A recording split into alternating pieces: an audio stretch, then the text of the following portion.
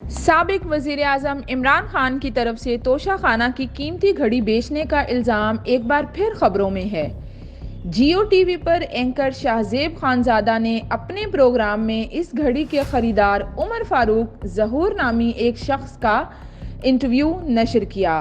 मुझे कोई एतराज़ नहीं जी, बिल्कुल मेरे पास सारे ऑथेंटिक डॉक्यूमेंट्स हैं, घड़ी इटसेल्फ है और मैंने ट्रांजैक्शन की है। मैं उसके लिए अंडरटेकिंग देने के लिए तैयार हूँ कि मैंने ट्रांजैक्शन की और मैंने पैसे दिए हैं। उमर फारूक ज़हूर दुबई में रहते हैं और दावेदार हैं कि उन्होंने इमरान खान को सऊदी वली अहद मोहम्मद बिन सलमान से मिलने वाली घड़ी 2 मिलियन अमरीकी डॉलर में खरीदी और ये रकम उन्होंने कैश की सूरत में इमरान खान की अहलिया बुशरा बेगम की दोस्त फराह खान के हवाले की।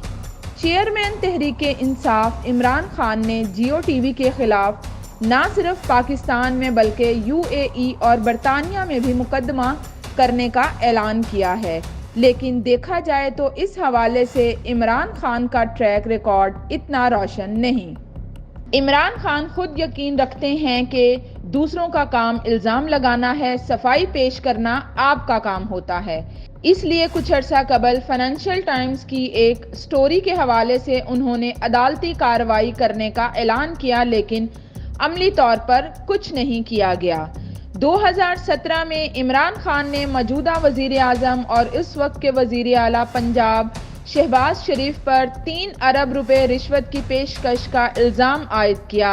इसके जवाब में शहबाज शरीफ ने इमरान खान पर हत्या की इज्जत का दावा किया और इमरान खान अपने इल्ज़ाम के हक में सबूत लाने में नाकाम रहे।